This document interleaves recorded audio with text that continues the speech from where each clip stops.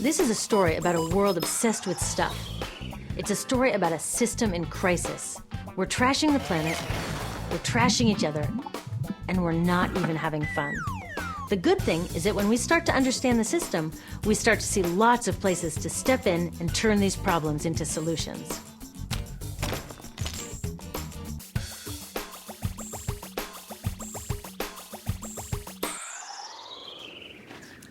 The other day, I couldn't find my computer charger. My computer is my lifeline to my work, my friends, my music. So I looked everywhere, even in that drawer where this lives. I know you have one too, a tangle of old chargers, the sad remains of electronics past. How did I end up with so many of these things? It's not like I'm always after the latest gadget. My old devices broke or became so obsolete I couldn't use them anymore. And not one of these old chargers fits my computer. Ugh! This isn't just bad luck. It's bad design. I call it design for the dump. Design for the dump sounds crazy, right? But when you're trying to sell lots of stuff, it makes perfect sense. It's a key strategy of the companies that make our electronics. In fact, it's a key part of our whole unsustainable materials economy. Design for the dump means making stuff to be thrown away quickly. Today's electronics are hard to upgrade, easy to break, and impractical to repair. My DVD player broke and I took it to a shop to get fixed. The repair guy wanted $50 just to look at it. A new one at Target cost $39.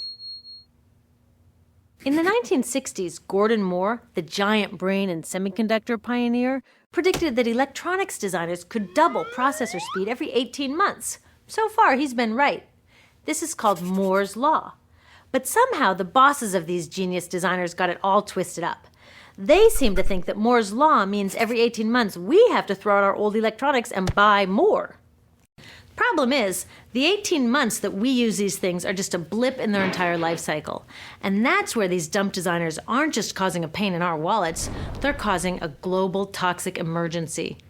You see, electronics start where most stuff starts, in mines and factories. Many of our gadgets are made from 1,000 different materials, shipped from around the world to assembly plants. There, workers turn them into products using loads of toxic chemicals like PVC, mercury, solvents, and flame retardants. Today, this usually happens in far-off places that are hard to monitor, but it used to happen near my home in Silicon Valley, which, thanks to the electronics industry, is one of the most poisoned communities in the US. IBM's own data revealed that its workers making computer chips had 40% more miscarriages and were significantly more likely to die from blood, brain, and kidney cancer. The same thing is starting to happen all around the world. It turns out the high-tech industry isn't as clean as its image. So, after its toxic trip around the globe, it lands in my hands. I love it for a year or so, and then it starts drifting further from its place of honor on my desk or in my pocket. Maybe it spends a little time in my garage before being tossed out. And that brings us to disposal, which we think of as the end of its life. But really, it's just moved on to become part of the mountains of e-waste we make every year.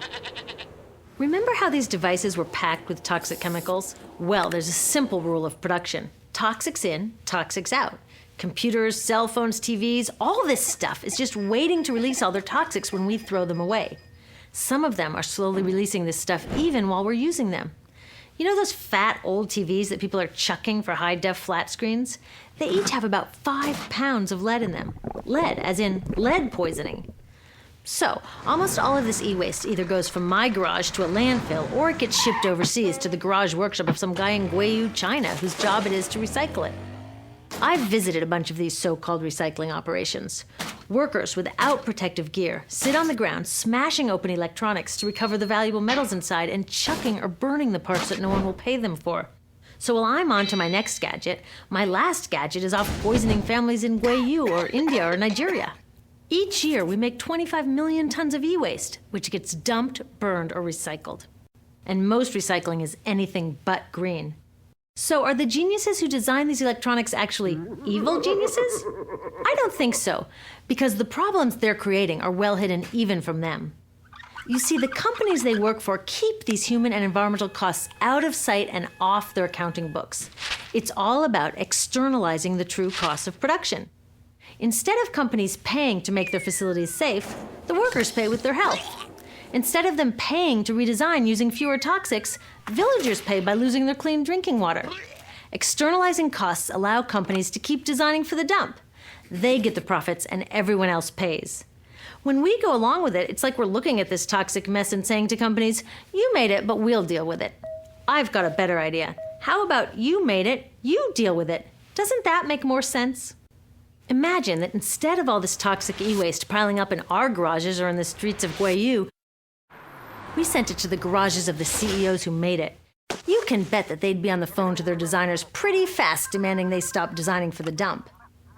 Making companies deal with their e-waste is called extended producer responsibility, or product take-back. If all these old gadgets were their problem, it would be cheaper for them to just design them longer lasting, less toxic, and more recyclable in the first place. They could even make them modular so that when one part broke, they could just send us a new piece instead of taking back the whole broken mess.